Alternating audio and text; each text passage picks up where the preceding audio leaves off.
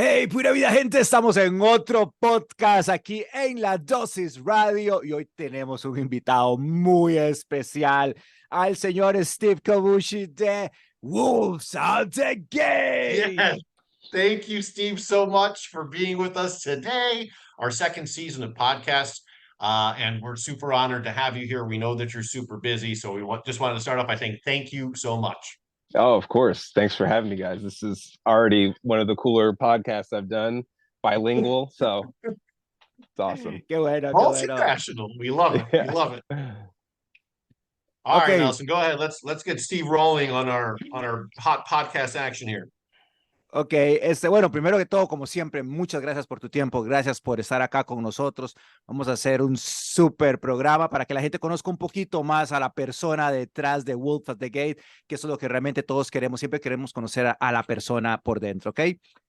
Queremos saber primero cómo estuvo tu primer show en el Alive Music Festival el pasado julio, cómo te fue, cómo estuvo ese concierto, cómo estuvo todo. So first off, again, we want to say thank you so much for taking the time for the podcast. We've been huge Wolves at the Gate fans. Last year in our top 30 for 30, we had two of your tracks in there, Stop the Bleeding and Peace That Starts the War, which are phenomenal. We already know there's going to be at least a couple for this year, so thank you so much. And our goal of the podcast is to hopefully create fans of you and the band more so than outside of just the music. We saw that the last show you guys did was the Alive Music Festival this past July. How did that show go? It was awesome. Outdoor festivals are always interesting because I personally prefer playing like in clubs, like indoors. Just sonically, I feel like it's a very and like at festivals, like my feet are like at people's heads. So it's just it's a little bit of a weird dynamic, but it is cool because it's different. So the show was fun. It was fun for us to get to play. We played one of our covers actually before it came out. We played our cover of Breaking the Habit by Linkin Park. Oh, cool. At that show. So that was a lot of fun, kind of seeing people's reaction in real time. So that was pretty cool. Very cool. Muy bien, muy bien. Y es la verdad, yo creo que a la mayoría de los artistas les gustan los conciertos como en lugares pequeños porque también están más cerca de las personas que llegan a verlos, ¿ok? Vamos ahora con esta segunda pregunta. ¿Cuál fue ese primer artista que escuchaste como niño que vos dijiste, hay algo aquí que me gusta, yo creo que yo puedo seguir ese camino? ¿Cuál es ese artista que te inspiró por primera vez cuando eras un niño? Okay, so when you were a child, right? If you can go back there, what was the first song or artist that you remember listening to where you were like, oh my goodness, I love music? Man, it's hard because I don't know. It's hard for me to remember which one came first. So I'll just list off a couple that I remember hearing that I felt like I was hearing music for the first time, even though I'd been listening my whole life. The first couple I can remember are Green Day, Led Zeppelin, Wow. Nirvana, and probably in like the more underground realm, was a band called Blindside. And then I'm sure if it was Blindside or POD, which one I heard first, but they were like around the same time. So those were like all the bands from like kind of different genres that like I was kind of hearing them all in a very similar period of time. I heard Led Zeppelin and Nirvana earlier, but that was more mainstream rock. Mm-hmm. Those other bands were a little bit more underground. So yeah, but those were like those early bands that made me go like, this is what I want. Yeah, this is it. Yeah. y después de haber escuchado esos grupos, ¿qué momento tú dijiste, ok, quiero ser cantante? O puede ser que hayas decidido, quiero tocar batería, guitarra. ¿Qué instrumento fue el primero que te acercaste como niño para descubrir la música? So after you got inspired and you were like, wow, I kind of want to do this music thing. Couple of questions. So what was the first instrument that you wanted to play? Did you want to play an instrument? Were you gravitated towards singing? How did that pan out? Like what was okay, this is what I think I want to do. I wanted to play drums first, but my parents wouldn't let me have a drum set in our house. Nunca nos dejan. I still Too remind them to loud, too loud. I still remind them to this day. And they laugh. But that's what I wanted to play, but I played guitar. That was my first instrument, and I always loved to sing, but I never thought of myself as a singer. I just liked singing. Because I sang along to all the records I listened to, and so that was, but I gravitated towards guitar, and I loved it. Ok, ok, Very excelente, nice. qué bueno. Vamos a ver. Eh, Cuéntanos un poquito de la historia, cómo se formó Wolves y cómo se encontraron en Collierville University. So, if you can tell us a little bit about how Wolves formed and how you guys met up when you guys were all at Cedarville University in Ohio. Um, I'd been trying to start a band as soon as I like figured out I could make my own music. I was trying to start a band, but I could never get enough guys. It was always like it would be like me and a drummer, but then nobody else, or it would be like me and a guitar player and a singer. And it was just I could never get it together. I could never get enough people to start a band. And so I kind of just thought that was just never going to happen. And then in college, I finally met a drummer. So I played soccer in college. That's my favorite sport. Just love it. And one of the new players came in, and I was just getting to know him, and we ended up liking a lot of the same music. And he told me he played drums, and he told me they used to play in bands, and I was like, okay. I was like, what if I showed you some songs that I wrote? Would you write some drums to it? And he literally wrote all the drums in his head and showed up to my house and just played them all the way through like perfectly. And I was like, this is amazing. So I just quickly reached out to a couple other buddies of mine, Ben, who's our bass player. I was like, Ben, I found a drummer. I'm starting a band. Do you want to be in it? He's like, sure. And then same with guitar player. And then we played a show at my house. I lived in a house with a bunch of guys in college, and we we would have these like house shows where just there would be like 100 people stuffed into our living room. It was insane. Wow. And uh, there was a guy who came to the show he was a screamer, he was a vocalist. His name was Colin Jones, and he watched us play and heard our music, and he's like, you guys need a screamer. And I was like, yeah, we do actually. And he's like, I'll join the band. And so that was Wow. that was how that happened. It's A veces awesome. pasan así las cosas, ¿verdad? A veces uno sin querer da los pasos de los sueños y de un pronto a otro aparecen. And sometimes it's just like that, where you're not even realizing that you're taking these steps towards a dream that's about to happen, and then, oh my goodness, here's everything all at once. Yeah, Yeah, that's really how it happened. Yeah. qué bueno. Good. Very Ok, cool. vamos a hablar un poquito ahora de lo que el significado tan increíble que hay detrás del grupo Wolves at the Gate, que sabemos que está inspirado en el pasaje bíblico 20:24-32 del apóstol Paul, que habla de los expulsados en Efesios, ¿verdad? Y también como, ¿qué sentías en ese momento cuando decidieron ponerle el nombre Wolves at the Gate? ¿Qué querían darle a entender a todas las personas? So we are truly inspired by the entire Christian aspect of the musical, everything Wolves at the Gate, not just from the music, but even in the meaning of the name. And we saw that that you guys chose the band name, that you were inspired by a passage from Acts, where the Apostle Paul is warning the members of the church in Ephesus about false prophets. And so, how did that passage inspire you to say, okay, you know what, this is what we're going to call the band? So growing up in American culture, Christianity in America, it has been corrupted terribly in a lot of ways, and I was personally victim to that. I saw firsthand false teaching and things that people were doing in the name of God or in Christ that um, didn't align with what the true gospel message was. And for me, kind of growing up as well, listening to heavy music, and Christian was almost like a genre apart from like you weren't just a heavy band, you were a Christian heavy band, and it was helpful. But at the same time, I didn't also see a lot of distinction either between, they were just bands that called them, they were Christians and they played music. And for us, you know, I felt a burden um, to share the message of the gospel that I felt was one, it was not being made clear in our culture. Like I said, I felt like the message of the gospel is corrupted and was made to be something it was not by and large.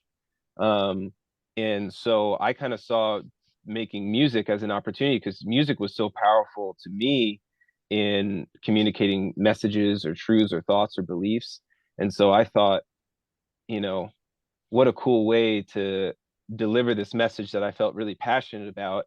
And I was really passionate about music, and really just those two things kind of came together around the same time. You know, I really started to understand, I'd been doing a ton of reading and research trying to understand, what do I really believe? What does the Bible actually say about what the gospel is? Well, who is Jesus? What did he really come to do?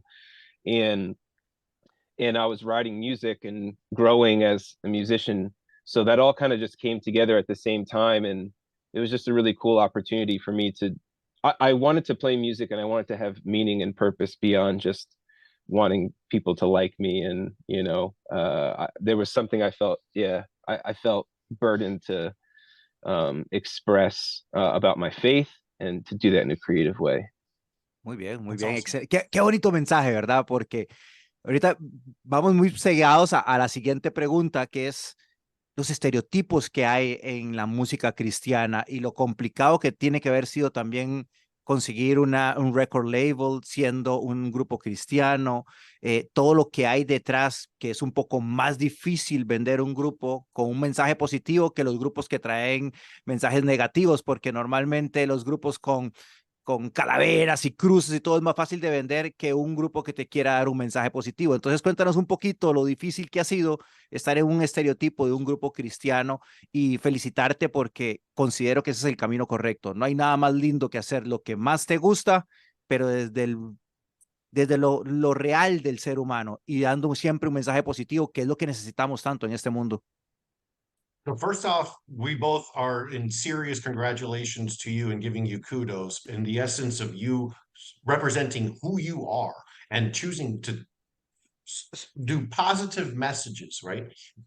Which is not a norm. That's totally not cool in metal land, right? In metal land, it's about, Yeah. well, let's go, you know, skulls and snakes and negative stuff. And it's like, whoa, hey, this is a positivity. Where is this coming from? On that note, from what we were talking about earlier, metal rock scene has always been notoriously hypocritical about being dismissive of a band if it's Christian rock. Just like you were saying, if it's Christian, oh, whatever. It's in this category that like they just put it up there and they don't even bother for the most part. So we want to, you know, we want to hear about the hardships that you have had in getting a record label deal, right? And all these things to just kind of get rid of these stereotypes, like erroneous stereotypes that are affixed to the Christian label moniker. Yeah. So, I mean, the hardships have been, you know, one thing's for sure is, you know, we're not perfect, and we've learned, I've learned from my own mistakes, and I've learned, you know, we've been doing this for 15 years. And so I've learned a lot, even about myself.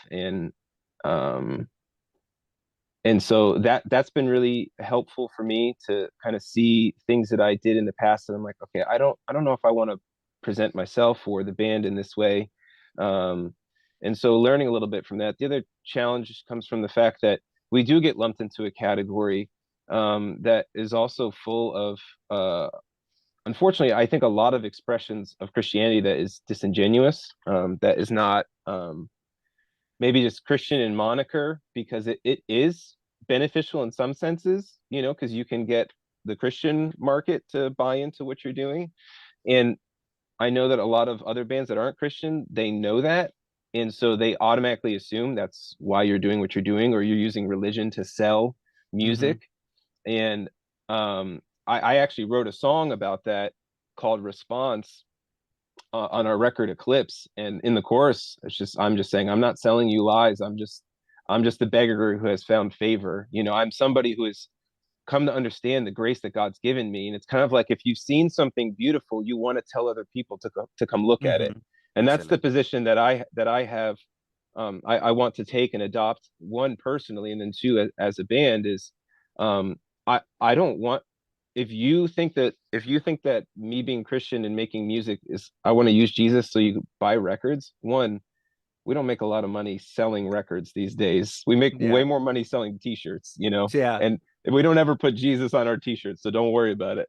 um, Sí, es cierto, muy yeah, cierto. Muy bien, muy bien. but yeah, but you know, it's more so, if we're selling anything, it's the hope of the gospel. Muy And bien. if somebody wants to accuse me of doing that, I'll be guilty of that any day of the week. So yeah, so the challenge we deal with is the hypocrisy of the Christian music business, and it's ugly. We've seen the really ugly side of it. The other part of it too is just people who are very close-minded, and I understand they've been hurt by churches or other religious people or other religious structures, and so we get stiff-armed by the music industry. In some senses, we've been told we won't get certain tours because of who we are. We won't get certain opportunities. But while that's frustrating, that's just kind of the way it is. And so it's like, how are we going to accomplish our goal if we change what we're trying to do just so we can get the opportunity? It's like you become disingenuous to be genuine. It doesn't work like that. And so we would rather just be honest and clear about what we want to be about, and just really just trust that God will provide the opportunities. And we've been doing this way longer than we ever thought we would, so I can't believe we've made as many records as we have. And really, we have a record label. When they approached us to sign us, the first thing I said is, what you see right now, my hope is that we never change. And so if you're expecting us to change or to be anything different, who we are as people, then I don't think this is going to be a good fit. And that was one of the reasons why they liked us. We still have the same A&R at the record label, and his name's Adam Scatula, and he said that was one of the things I loved about you guys, and I'm so glad to hear that. So you don't need to worry. Bien, qué bien. And there's been people who've worked with us who've told us to maybe consider doing things slightly different, but the record label has never ever told us to not be who we are. So I'm thankful for that. Qué That's bueno, qué bueno. awesome. Props to Es Solid State increíble. for that. Sí, Yeah. sí. Qué bueno cuando todas las partes se conjuntan y van por el mismo camino, porque es donde te permite hacer las cosas de la mejor forma. Y bueno, hablando de discos que acaba de decirnos Steve, de los discos de él, acabamos de ver que este último sexto álbum es un álbum de covers. Ok, tenemos canciones de Incubus, 30 Seconds to Mars, Linkin Park, Muse, Billie Eilish, Foo Fighters y Deftones y un montón más. Y es difícil encontrar un grupo que ahora diga, quiero hacer un disco de solo covers. Tal vez tiran uno, pero solo de covers es difícil. ¿Qué los impulsó a hacer estos covers que están tan bien hechos y tan increíbles? So you just released your sixth album, a covers album called Lost in Translation, with cover songs from a ton of different artists, including Incubus, 30 Seconds to Mars, Linkin Park, Muse, Billie Eilish, Foo Fighters, Deftones, and a ton more. So we have a few questions about this. First off, what inspired you guys to record an entire cover album? Usually it's like, hey, we're going to throw one cover out there or a covers EP. You guys did a whole album. Yeah, it kind of happened by accident, to be honest. Going into what I thought was going to be our sixth album is the album I'm actually still working on now. Every time I start a new album, I try to do something creatively to help my brain reset a little bit, so I think a little bit differently or use different tools with the hope that I can find a different creative spark. And I'd always made like a playlist of songs that I always thought would be so cool to cover. And the first one that I really thought of was Heathens by 21 Pilots. And I just always thought, I'm like, why do I like this song so much? Why is it, there's such a cool, dark, catchy vibe to it. And so I just told myself, just sit down and learn how to play this song and figure out like what you like about it, and maybe find a way to like make it, how would you make it your own? And I started working on it. I literally just did half the song. I did the intro, the verse, and the chorus. And I was like, oh, this is pretty cool. Let me send it to the guys and see what they think, just as like a gag. And I sent it to them, and they were like, this is awesome. You need to finish this. And I was like, oh, okay. So I finished it, and I sent it to to Adam at the record label, and he's like, dude, this is awesome. He's like, are there more? And I'm like, what do you mean, are there more? I was like, there could be. We need more. Yeah. And so what really was just supposed to be like a writing exercise turned into yeah, a whole album. And so at our A&R was like, see if you can get an EP out of this. And literally like that, like I did Sweetness, Breaking the Habit, Pardon Me. And at that point, I already had 4 songs, and the guys were like, we should do this one, we should do this one. And I was getting more ideas. And at that point, I was just kind of like, I asked the label, I was like, what if we had an album's worth? And they were like, even better. So it happened really fast, and it was really fun. And so once we kind of settled on the idea of doing it, honestly happened really quickly. And yeah, happy to say, we really love how they all turned out. And it was kind of it was a fun thing for us to do too, as like friends. Because we love all these songs. We've been playing music for a long time, and it was just nice to maybe do something that didn't feel as like stressful as like an album. We're going on our 6th, now I guess it's our 7th album, but our 6th album that we wrote. So yeah, it ended up being a really fun project that we did not expect. Qué bueno. Excelente.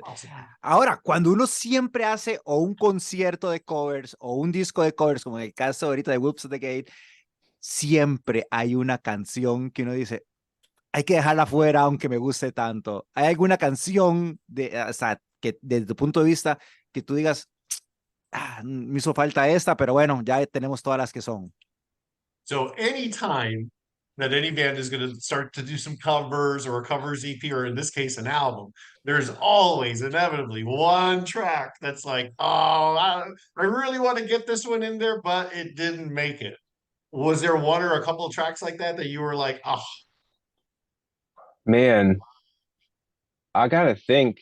There definitely are songs that were on the list that we could have done that we didn't do. I'll have to think. If I remember, I'll let you know. But okay.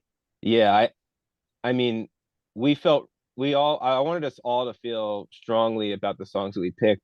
The thing that was cool though is like there were a few songs that some of the guys weren't even that familiar with. Like we covered the song "Stupid Deep" by John Bellion, and Ben, our bass player, when I sent the song out, he just thought he's like, I just thought you were an awesome song. I was like, no, this is a cover song. He'd never heard it before. He's like, I was stoked. He's like, I thought that was just you wrote like an amazing song. I'm like, well, sadly not, but so it was cool to even within the group for guys to kind of like have the experience. Yeah, have the experience that some of our fans had. So yeah, it was hard. It was hard, but we basically kind of picked staples. Yeah, like bands that were staples to all of us, bands that we all felt were like pretty inspiring. So very cool. Esto es muy similar a lo que acabamos de hablar, porque uno como músico obviamente escucha muchísimos grupos y uno siempre dice, esta canción yo la tuve que haber escrito porque esa letra es como si yo lo hubiera hecho. ¿Hay alguna canción de un grupo que tú dijiste, esa canción me hubiera encantado haberla yo escrito? So there's always a scenario where songwriters are like, oh man, they hear something, there's a song that they hear that they think of, they're like, oh, I wish I would have written that. That is so me. Regardless of genre, when you think of all the music that you've ever heard, is there one song in particular that you say, oh man, I wish I would have wrote that one? Oh, there's a lot. There's a lot. I mean, I could probably go through like all of my favorite bands, yeah, that's really tough. I mean, like just like I'm gonna just go through a few bands and just say names of songs. Obviously I'm a big Deftones fan. Their song "Swerve City," it's just so good. It's so good. And I'm gonna try and pick songs that weren't on the cover album, because obviously all those songs I wish I wrote. Oh, sure. Sí, por supuesto. Yeah. like that's an amazing song. Image of the Invisible by Thrice is another one of those songs I just think like, man, what a brilliant song. There's a song called What It Is to Burn by a band called Finch, that I still think to this day is just like, it's just it's like the heaviest ballad I've ever heard in my life, but you don't ever think of it as a ballad, but it is. That's another song. There's a song called All of Us by Blindside that I just think is amazing, or Sleepwalking by Blindside. We covered that song back in the day. Man, yeah, there's so many. I Sí, es que literally hay could, muchas, yeah, hay I could do muchas. this for hours, for hours. Ok. Bueno, hace poquito estábamos hablando de 21 Pilots y vimos que acabamos de instalar el video de Hitters. ¿Cómo? Bueno, que por cierto, ya lo tenemos en nuestra página, Luisito, ¿verdad? En la dosisradio.com ya está el video arriba. Listo, ahí está. ¿Cómo fue el trabajo de la canción y el video? Que está increíble, por cierto. So you just released the video for the cover of Heathens by 21 Pilots. It's available on our website at ladosisradio.com. Can you tell us about the making of the song and the making of the video? Yeah, really doing the cover of that song, I was, with all the songs, I was really trying to figure out, because the thing that I love about, the music that we make is, it's just, I like songs that are aggressive but songs that are melodic. And so it was really just trying to find, the melody was already there. How can we bring some more energy and life to the song? Because I also love the lyrical content of the song as well. And so once we kind of captured that energy with the music, the idea of making the music video was, how do we kind of capture the similar sort of messaging? And making music videos is so hard because, as hard as it is in 3 minutes to communicate something you're trying to say, I think it's even harder in a music video because it can be so easy for the video to be cheesy or to just kind of do pretty standard things. And so we thought it would be really, we wanted to recreate the vibe of the AA meeting in Fight Club. That was like the vision that I had. If you've ever seen that movie, we wanted it to feel like that, kind of somber, sad meeting of people who really don't necessarily want to be there, because that's really kind of how people feel, either about themselves or about other people. But the song, I love the meaning of the song is because it's a call to look at other people and to not to have empathy and compassion towards others. It's so easy to judge people based on what we think of ourselves, what we think of other people, and to recognize I guess the uniformity of our brokenness and the uniformity of we all bleed the same blood, and we all face very similar challenges in life. And I think when we're lacking in empathy, it's because we think too highly of ourselves and we think we're better than other people. And to me, one of the major tenets of understanding the gospel is understanding that we all are equal as people. We're all equal in the fact that we are all equally broken, and we do not have we all have like the same deficiencies. We're all sinners. That's really what it comes down to. And to recognize your brokenness and your need is like the first step to understanding the beauty of the gospel. And so I don't know how much the writer of that song really thought of it to that effect, but I saw a lot of those meanings. And that's kind of where the idea of lost in translation is there's things that I thought a lot of these artists were saying that were actually really true. And I don't know what their intention is because I never met them, and I just can't know.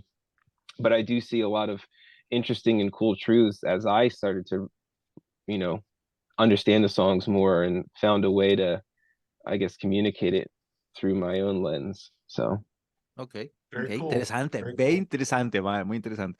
Ok, acabamos de ver que están pronto a ir a UK a hacer unas fechas con The Red Jumpsuit Apparatus. ¿Cómo se dio eso? ¿Y esta es la primera vez que van a UK o ya han ido algunas veces? So you're about to do some shows in the UK with the Red Jumpsuit Apparatus. That's awesome. How did that come about? Is this going to be your first time where Wolves are performing in Europe? We've been to Europe a lot, but we've never been to the UK in particular. Oh, cool. So Okay. so we're really excited to do that. Yeah, I especially, like I said, I'm a huge soccer fan, and so I love the Premier League in England. Well, I love all of the leagues all over the Tiene, world, honestly. tiene que ver los partidos de Saprissa, dígale, Luisito. Yes, we're going to have to tell you about Nelson and my favorite team, Saprissa, which is the Costa Rican juggernaut that we follow here in Costa Rica. So, Oh yes, yeah. when you come down for a show, we're going to have to take you to a match. Oh, please. I would love that. That would be amazing. Um, so we're looking forward to that. Really, we're both playing the same festival in Germany, and Red Jumpsuit. Always been trying to string shows together whenever we're out there, but it's hard. We just never got the right opportunity. But this time, Red Jumpsuit, we've toured with them, a bunch in the States. And Ronnie just reached out to me and was just like, "Hey, we're gonna play some shows. Would you guys want to come support?" And I was like, "Yeah." So Absolutely. That's awesome. yeah, they made it very easy for us, so we're thankful for that. Qué bien, qué Amazing. bien. Amazing. Amazing. Bueno, en un grupo que ha tenido tantísimos conciertos, que ha ido a tantos lugares, ¿hay algún concierto que cuando tú cierras los ojos tú dices, este concierto es inolvidable? Este es el concierto que yo he trabajado toda mi vida para llegar a este sueño. ¿Cuál es ese concierto?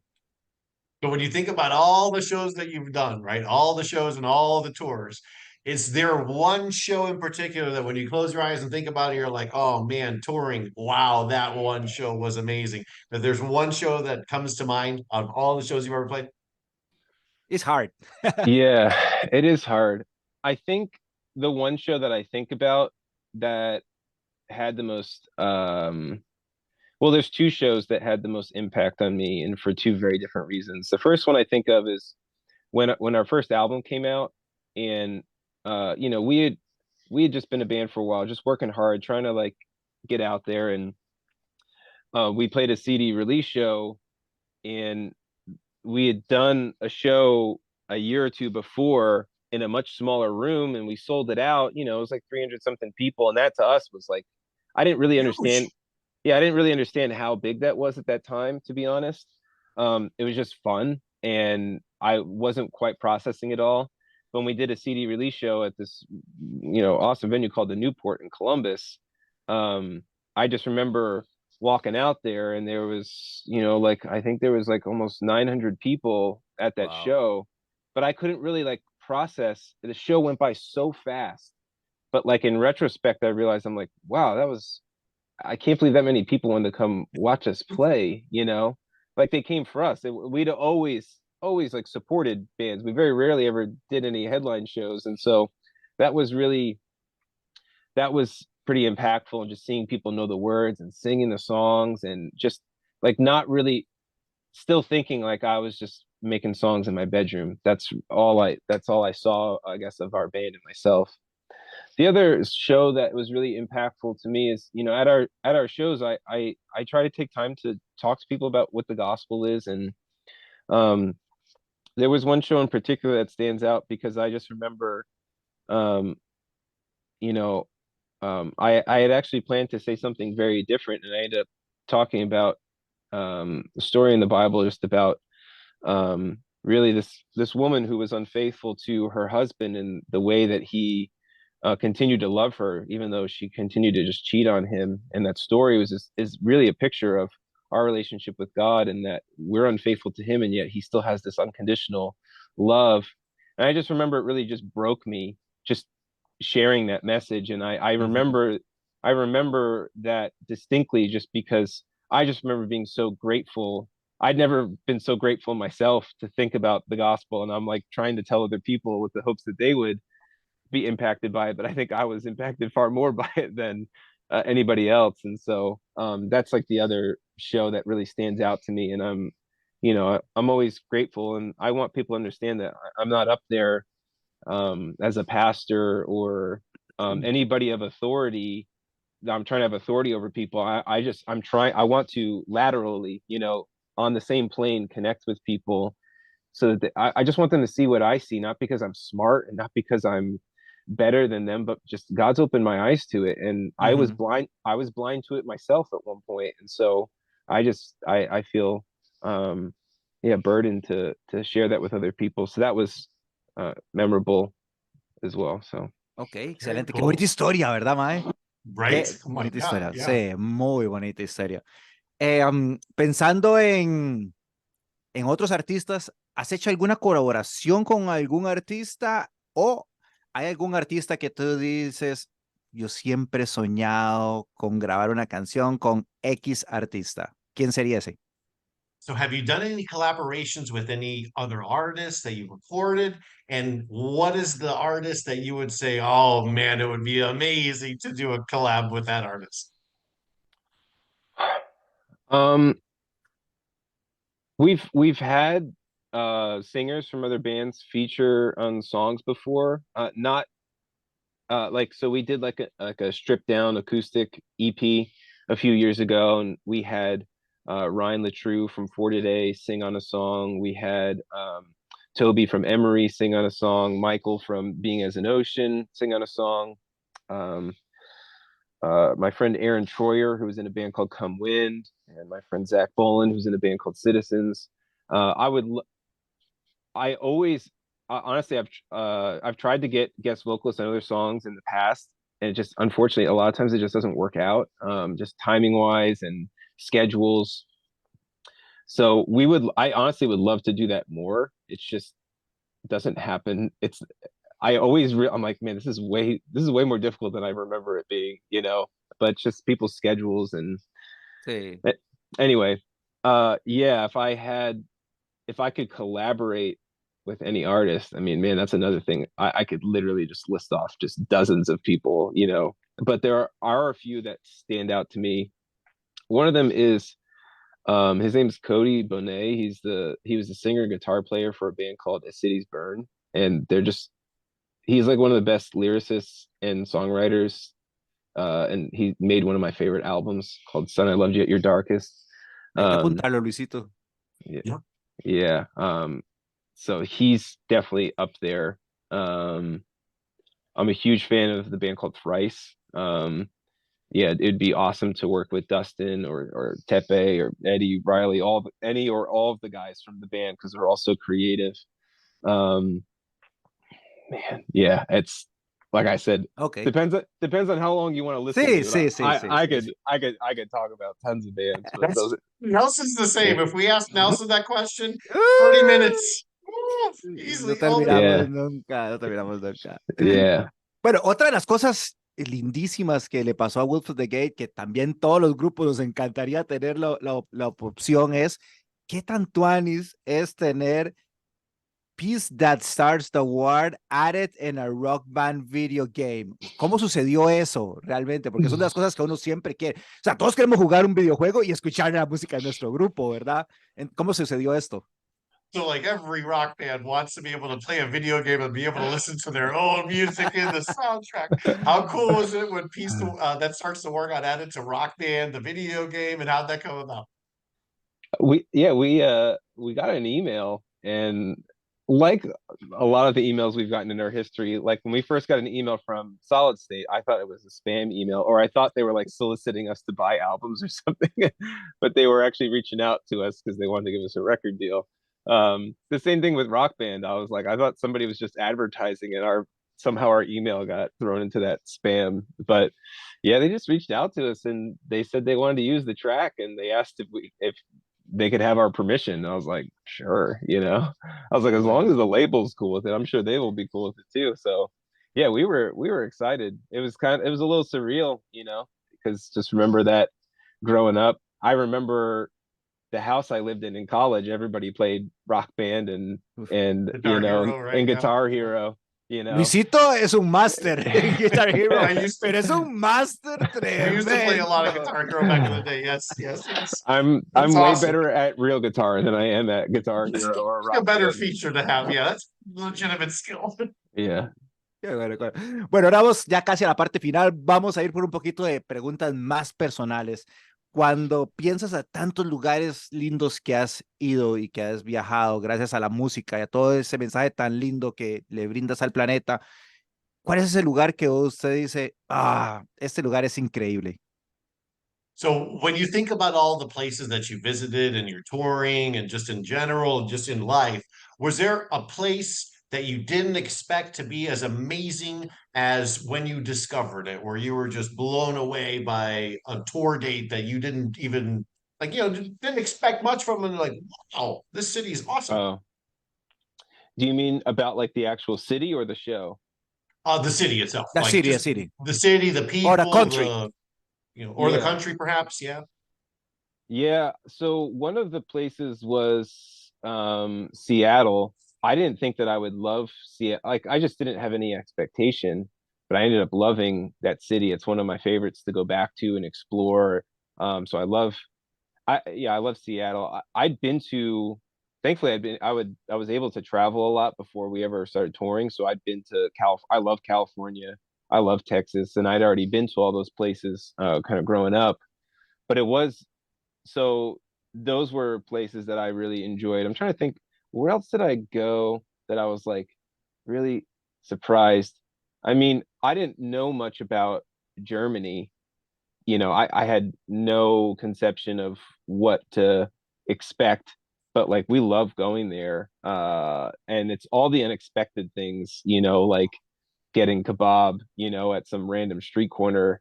The common food for people in Germany, you don't think like that's what I'm going to look for, but that's what we always look forward to when we're there. You know, Brussels was another place that I didn't really expect to like. You just don't know, and Mm-hmm. so I just a lot of it revolves around food for me because I love to eat and I love tasting different cuisines from different cultures. That's how I grew up. you know all of my friends were from way different cultures, and so I was always eating different food, whether it was Indian or if it was Portuguese food, or friends of mine that were Filipino. And so like I love that. I was just like, give me your best stuff. Yeah, that's most of my Most. Ay, qué love bien. of Yo no Okay. cities. conozco Seattle. Usted sí Yeah. conoce Seattle, ¿verdad, Luisito? No, yo no conozco Seattle. No, yo I've tampoco. never been to Seattle. I know we've No, never been to Seattle. That's like no. on our bucket list. Tenemos que Yeah. ir. Yeah, it's a cool Eh, city. sí. And Ok, then this leads ahora. into the Sí. next question. Yeah, go ahead. Sí. Igual, como andas por tantos lugares y pruebas tantas comidas y tantas cosas, ¿hay alguna comida que tú dices, esto estuvo increíble? O también, ¿cuál es esa comida que tú dices, prefiero comer siempre esto para que no me caiga mal, digamos, porque es lo que normalmente a ti te gusta comer? So with the food, what's your favorite food that you found while you've been on tour? And is there like what's a destination now that if you find out you're going to go play again, you're like, yes, I get to go have blank. Yeah, so I didn't even know that this was like a thing. Obviously, I'd had plenty burritos in my life, but there was something very special and very particular about California burritos. And I'm not talking about any sort of no chain restaurants. I'm not looking for any chain restaurants. I want the hole in the wall California burrito. I want Ujú. I want they need to not be from America. I need somebody who's from Central America somewhere, preferably Mexico. That And makes oh my goodness, yeah. the best California burritos, burritos. yeah, or street tacos. Like Ugh. when I'm in California or in the Southwest, I'm like, that's all I'm eating. That's all I'm eating. And so we love going to the West Coast, and like nobody gets tired of it. Yeah. There's no question what we're eating when we're out there. There's no like, hey, where do you guys want to go? It's like, no, find Ya todos California saben. burritos. Yeah, Vamos a exactly. ir. Everybody Yeah. knows. Bien, That's awesome. bien. Yeah. Qué bueno, qué bueno, qué bueno. Yeah. Eh, um, Otra pregunta interesante. ¿Qué has escuchado hoy de música? O sea, sin importar el género, ¿qué has escuchado hoy de música? ¿Cuál ha sido ese artista que escuchaste hoy en la mañana que te levantaste, digamos? So today when you woke up, doesn't matter. Like this is just your playlist, personal. What was the last music you remember hearing? Whoever it was that you listened to. The last music I remember. That's not Wolves at the Gate. Yeah. Well, the last music I remember hearing was demos I'm working on. Uh, but yeah, the last.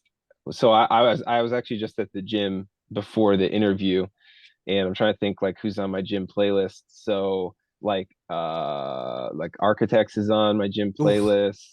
I'm trying to think who else is on there. August Burns Red is on my gym playlist. Who else did I hear today? Norma Jean. For me, I gotta have Norma Jean in my gym playlist. Love those guys. Who else was on there? The new record from Devil Wears Prada. I think some of those songs are on that playlist. Who else? Yeah, I mean, yeah, Ok, bien, bien. Me yeah. encanta Animals, qué bueno. Awesome. Sí. Nosotros siempre, como tenemos este programa de radio, siempre andamos buscando grupos nuevos, pero grupos nuevos. ¿Hay algún grupo que tú digas, este grupo nuevo, o hasta puede ser el grupo de algún amigo tuyo, que nos quiera recomendar para nosotros darle una escuchada? So we're always looking for new music. Always, always, always.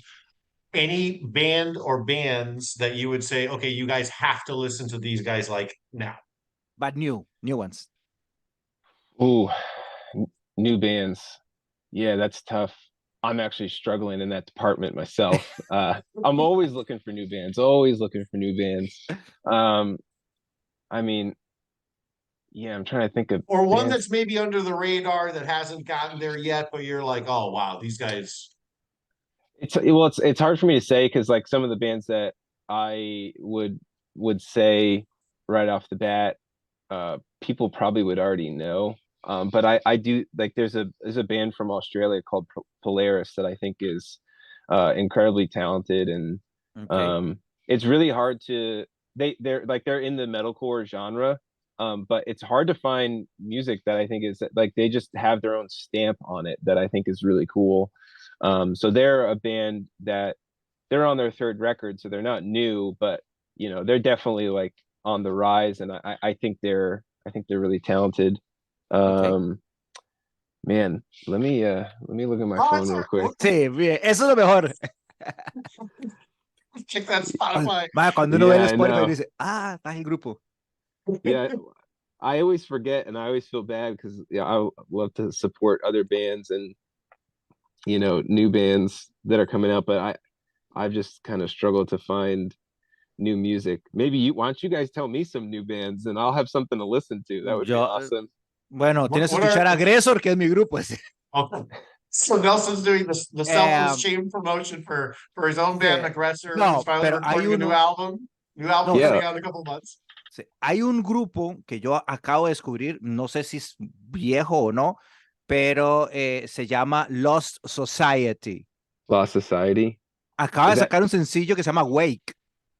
A new single called Wake from Lost Society. Man, eso está I've had brutal. two bands right now that are like climbing, right? They've been around for a few years, not too long. Conquer Divide, if you Conquer haven't heard Divide. them. Mhm. Oh my goodness. And Ooh. Versus Me is Versus Me? another really, Okay. yeah, two like awesome. They're still playing like club dates and doing opening for smaller tours, but really solid. Yeah, Yeah, I'll check we that try to out. throw new music in every single week, something Sí. that like, you know, Pero gets about the- Conquer Divide es uno de los mejores discos que yo he escuchado en este año. Muy yeah, bueno the ellas. Conquer Divide records like Uf. next level. It's really, really That's Bueno, ya sí awesome. vamos con la última pregunta porque ya se nos acabó el tiempito. Más bien, mil gracias por ser tan especial y qué bonito cuando uno habla con alguien y se siente tan ameno como con Steve. Steve, ¿alguna vez has venido a Costa Rica a vacaciones? Steve, so we're the last question. We want to say thank you so much because spending the time with you has felt natural, normal, and awesome. Like you're our new friend Thank of you the very show. much. So Thank you. you. Thank you. Have you ever traveled to Costa Rica before? No, I would love to. I would love to. That would be Tenemos que amazing. buscar que venga Wolf of the Gates aquí a We're Costa gonna Rica. we're gonna try to work some magic to see if we can bring wolves down here in Let's go. 2024. That would be awesome. That'd be awesome. Yeah, I would absolutely love that. And you guys have to take me to a soccer match for sure. Sí, Oh, por 100%. supuesto. Sold. Por supuesto. Bueno, hasta aquí llegó la entrevista, o esto fue una entrevista lindísima, y como todo lo que nos gusta, queremos agradecer de nuevo a Steve por ser una persona tan transparente. No hay nada más lindo cuando uno se toma el tiempo de conocer un poquito más a ese artista maravilloso que está ahí y se encuentra un ser humano tan lindo como Steve. Así es que nada más queremos desearte millones de cosas lindas, que el mundo siempre siga sonriéndote y que tengamos muchísimos años de Wolf of the Gate. Steve, wish that you and hope and know that you're going to continue to crush it with Wolves.